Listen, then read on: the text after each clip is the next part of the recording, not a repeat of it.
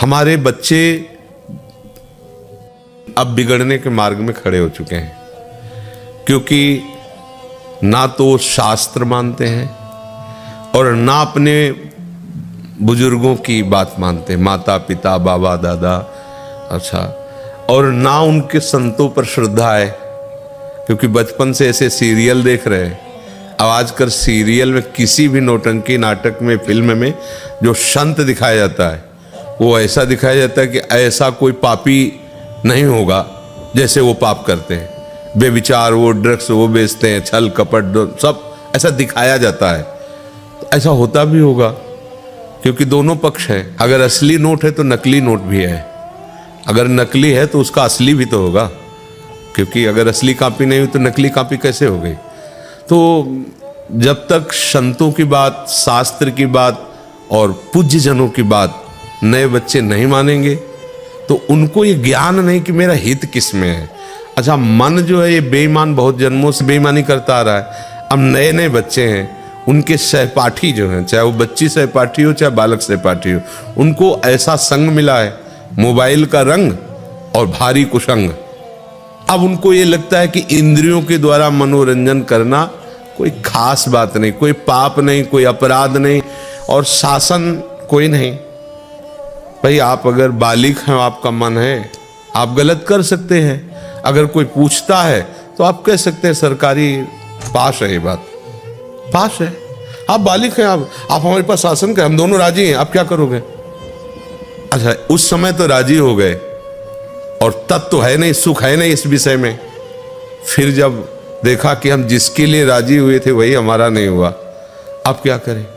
अब उसको भय लगा कि अगर ये बात माता पिता जान जाएंगे तो क्या होगा। अब सामने वाला उसको ब्लैकमेल कर रहा है कि हम वीडियो भेज देंगे। उसको लगता है मर जाओ तो अच्छा है, नहीं हम क्या जवाब माता पिता को देंगे, क्या लोक में देंगे।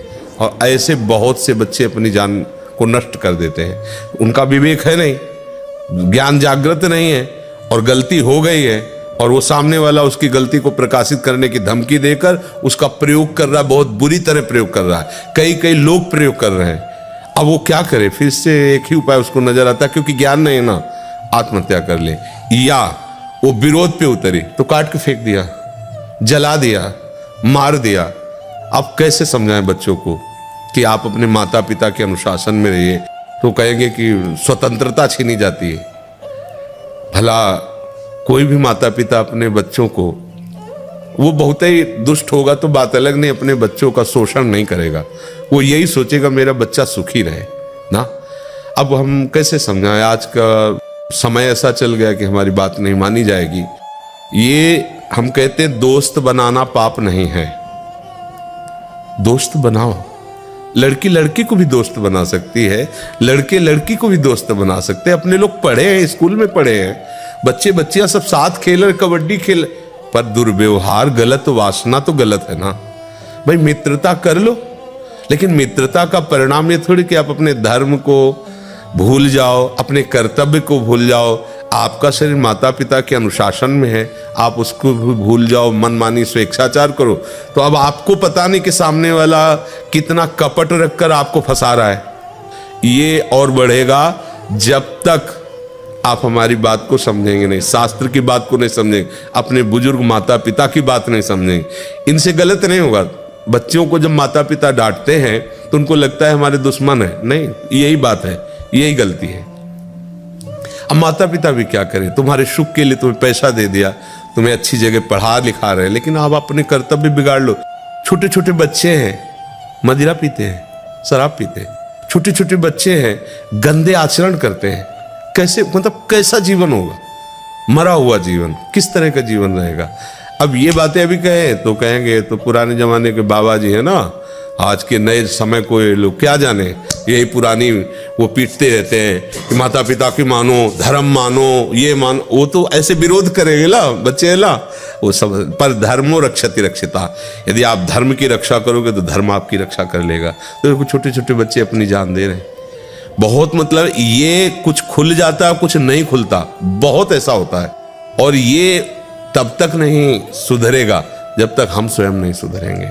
हमें चाहिए कि शास्त्र स्वाध्याय करना चाहिए, संतों की बातें पढ़, जैसे भाई जी हनुमान प्रसाद पोद्दार जी, पूज्य राधा बाबा, बड़े बड़े महापुरुष हैं, छोटी छोटी पत्रिकाएं हैं उनकी, छोटी छोटी पुस्तिकाएं हैं, उनका स्वाध्याय करो, कल्याण मंगा लो, उसको पढ़, तुम्हें पता तो चलेगा कि तुम्हारा कर्तव्य क्या है। हम कह रहे भगवत प्राप्ति, भजन करना छोड़ो, कम से कम जीना तो सीख लो, कैसे जीना है, कैसे बच्चों को समझाए। अगर उनको समझाने की चेष्टा करो तो उनके अंदर ये विरोध वृत्ति आती कि तो बाबा लोग हैं वो लिखी पड़ी बातें बोलते रहते हैं, आज के समय में थोड़ी है। तो आज का समय आपको कहाँ ले जा रहा है ये तो भी देख लो ना। अगर माता पिता के द्वारा सम्मानित होकर के भगवद आराधन, देवी देवताओं की पूजा, वेद मंत्रों का उच्चारण करते हुए ब्याह होता था तो लड़की आजीवन दुख सुख झेल कर अपने पति का पोषण, परिवार का पोषण, एक सदगृहस्थ होती थी। ऐसा देखो ना पुराने समय के, देखो घर परिवारों में ऐसा लड़ाई झगड़ा भी हुआ तो थोड़ा बारा कष्ट सहकर एक दूसरे का पोषण करते हुए फिर ऐसे पर। अब यहाँ आज जरा सा मन के वो पूछ लिया कि तुम कहाँ गई थी इतने समय तक, तो पेपर रखा है तलाक का, तलाक कर दीजिए। आप हमसे पूछ नहीं सकते, हमारा जीवन स्वतंत्र है, तलाक कर दीजिए। या उस पुरुष से पूछा कि आप कहाँ थे, आदि दोनों मित्र हो, दोनों का अधिकार एक दूसरे के जीवन पर, दोनों एक दूसरे के विषय में बात कर सकते हैं। खत्म, वो अपनी बैग उठाए अपना चल दिए, समझने वाला नहीं। क्यों? आपका भोजन ठीक नहीं है, आपका संग ठीक नहीं है, आपके अंदर कोई भागवतिक साधना नहीं, तो आप हमारी बात कैसे समझ पाओगे? आपको सब बकवास लगेगा ना, क्योंकि आप जिस जीवन में जी रहे हैं वो ये जीवन बिल्कुल विपरीत पड़ेगा। आप धर्म से चलो, आप शास्त्र सम्मत चलो, कोई मानने के लिए तैयार नहीं। लिए इस विषय में क्या कहें, पर हम फिर भी प्रार्थना करेंगे नए बच्चों को कि कोई भी बात ऐसी न रखी जाए अपने जीवन में जो ऐसी स्थिति ले आवे। नए बच्चों को फंसाने में हाँ सब व्यवस्था है, हम आपसे शादी कर लेंगे सब, और 4 महीने बाद खत्म किया।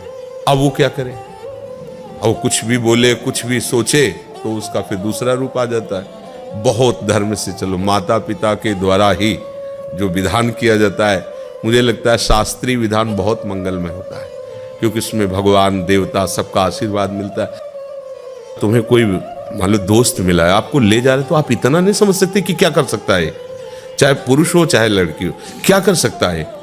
आपके पास अधिकार कौन सा है अपने को देने का? गुरुजन है, माता पिता, थोड़ा उनकी भी सलाह। हम कोई भी वस्तु जब ग्रहण करते हैं तो या तो हम में योग्यता हो और या फिर हम योग्य पुरुषों की सलाह ले, दोनों बातें होती। राजा सर्वसमर्थ होता पर मंत्री सलाहकार होते हैं। तो अपने बच्चे हैं, अपने गुरुजन बड़े जन हमारे सलाहकार। अगर हम कोई कदम रखें तो बुजुर्ग और माता पिता को चाहिए कि बच्चों के साथ मित्रवत व्यवहार करें, माता पिता की तरह व्यवहार न करें, दोस्त की तरह, कि वो अपनी हर बात आपसे शेयर कर सके, बता सके, बैठाल के करना चाहिए, चाहे बच्चा हो चाहे बच्ची हो। कि देखो तुम्हारे माता पिता तो हैं लेकिन तुम्हारे दोस्त भी हैं, ये तुमसे बड़ी से बड़ी गलती हो जाएगी तो भी हम तुम्हारा साथ देंगे, पर हमसे छुपाना मत।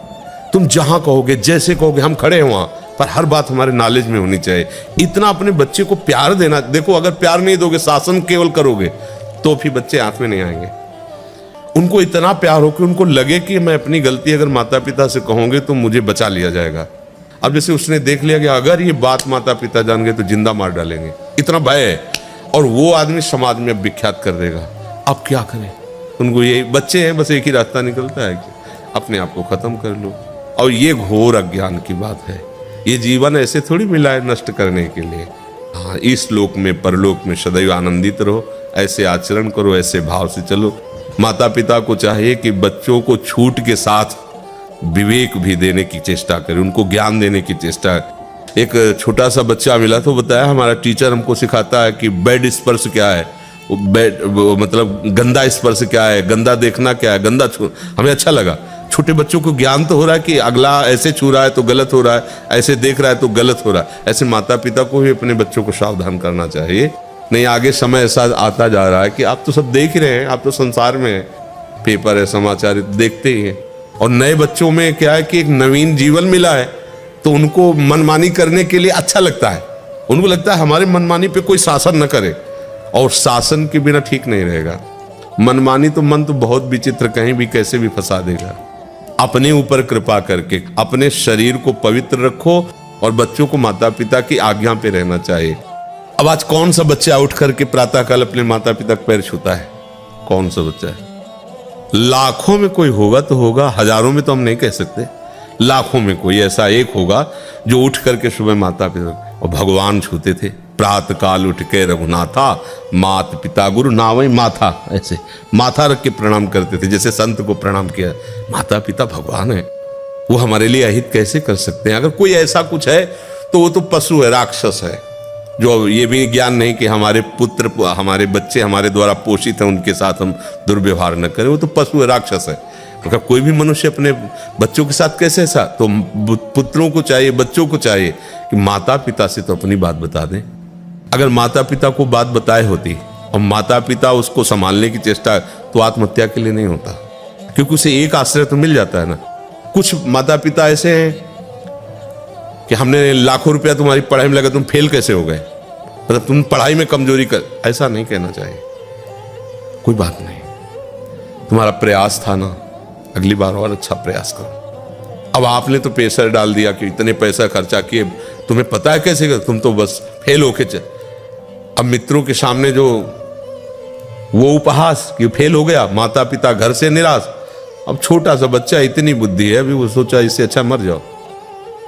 माता पिता को बहुत सावधान रहना चाहिए, अपने इतना दंड भी ना देना चाहिए कि बच्चा तुम्हारे अनुशासन को मानना ही बंद कर दे, इतना प्यार भी नहीं देना चाहिए कि वो अनुशासनहीन हो जाए।